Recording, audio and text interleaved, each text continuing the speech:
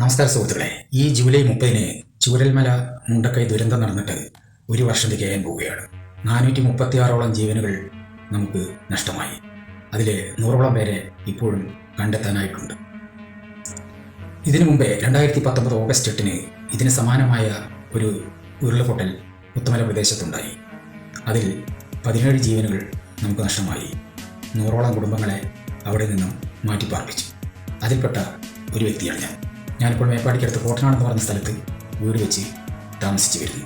എനിക്ക് പറയാനുള്ളത്, ഈ ദുരന്തം നടന്നതിന് ശേഷം സർക്കാർ ഇതര സന്നദ്ധ സംഘടനകളും നമ്മൾക്ക് വീട് വെച്ച് തരാനും മറ്റ് പല സാമ്പത്തിക സഹായങ്ങൾ ചെയ്യാനും മുന്നോട്ട് വന്നിട്ടുണ്ട്.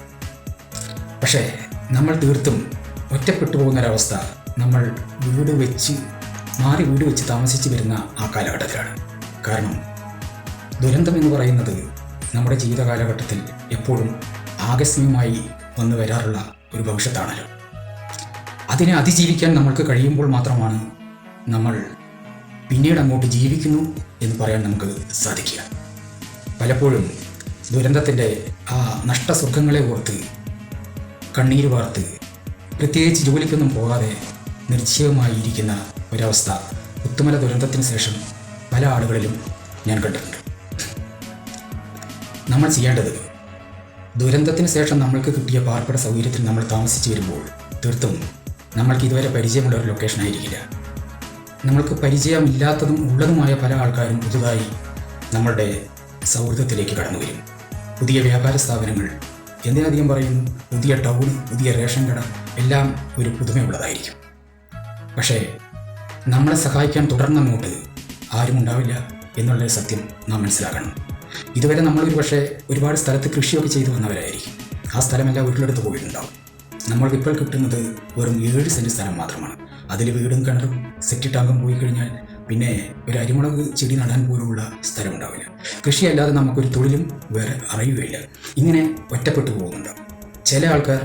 എൻ്റെ വീട്ടിലുള്ളവർ, എൻ്റെ കുടുംബാംഗങ്ങളെല്ലാം പോയി, എന്നെ മാത്രം അവശേഷിപ്പിച്ചിരിക്കുന്നു. ഞാനിനി എന്തിന് ജീവിക്കണം, അല്ലെങ്കിൽ ഞാനിനി എന്തിന് സമ്പാദിക്കണം എന്ന ചിന്തയിൽ തട്ടിമുട്ടി പോകുന്നവരെയും പുത്തുമല ദുരന്തത്തിന് ശേഷം ഞാൻ കണ്ടിട്ടുണ്ട്.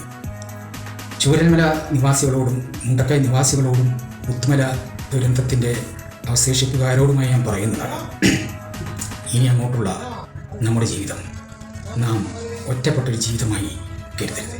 കാരണം ഈ ഭൂമിയിൽ നമ്മളെ രക്ഷിക്കാൻ നമ്മൾ മാത്രമേ ഉള്ളൂ.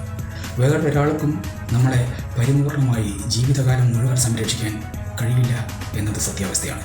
അതുകൊണ്ട് നഷ്ടസുഖങ്ങളെ ഓർത്ത് കണ്ണീരൊഴുക്കാതെ ബാക്കി വെച്ച നമ്മൾക്ക് ഒരുപാട് ദൗത്യങ്ങൾ ഇനി ഈ ഭൂമിയിൽ ചെയ്യാനുണ്ടെന്നുള്ള ബോധ്യത്തോടെ നാം സജീവമായി മുന്നോട്ടിറങ്ങണം. അതിന് സ്ഥലഭേദമോ പ്രായഭേദമോ മറ്റുള്ള ഒരു തടസ്സവും നമ്മുടെ മുന്നോട്ടുള്ള ജീവിത അഭിവൃദ്ധിയെ ബാധിക്കരുത്. നമ്മളെ ദുരന്ത സമയത്ത് ഒരുപാട് ആൾക്കാർ സഹായിച്ചിട്ടുണ്ടാവും.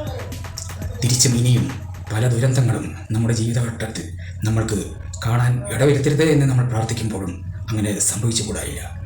പല പട്ടിണി ദാരിദ്ര്യങ്ങളും നമ്മുടെ മുമ്പിൽ ചിറകറ്റ് വീഴുന്നത് നമ്മൾക്ക് കണ്ടുകൂടായില്ല. അതുകൊണ്ട് അവരെയെങ്കിലും സഹായിക്കാൻ കൂട്ടത്തിൽ നമ്മുടെ ജീവിതം അഭിവൃദ്ധിപ്പെടാനും, നമ്മുടെ ജീവിതം അഭിവൃദ്ധിപ്പെട്ടാൽ മാത്രമേ ഇനി തുടർന്ന് മറ്റുള്ളവരെ സഹായിക്കാനും നമ്മൾക്ക് ശേഷിയുണ്ടാവും. അതുകൊണ്ട് ജീവിതം എന്ന് പറയുന്നത് ഒന്നേ ഉള്ളൂ. അത് നേരെയാവണം ചീത്തയാവണമെന്ന് നാം തന്നെ തീരുമാനിക്കണം. നിങ്ങളുടെ തീരുമാനം, നിങ്ങൾ ഭാവിയിൽ എല്ലാം നഷ്ടപ്പെട്ടവനാണെങ്കിലും എല്ലാം വെട്ടിപ്പിടിക്കാൻ എനിക്ക് കഴിയുമെന്നൊരു ഉറച്ച ചിന്താഗതി നിങ്ങൾക്കുണ്ടെങ്കിൽ തീർച്ചയായും ഈ ഭൂമിയിൽ അജയനായി, നല്ല സാമ്പത്തിക ശേഷിയുള്ളവനായി, മറ്റുള്ളവർ അംഗീകരിക്കുന്നവരായി നിങ്ങൾക്ക് ഉയർന്നു വരാൻ കഴിയും. അതിന് നിങ്ങൾക്കെല്ലാവർക്കും കഴിയട്ടെ എന്ന് ഞാൻ മനസ്സുകൊണ്ട് ആത്മാർത്ഥമായി ആശംസിക്കുന്നു.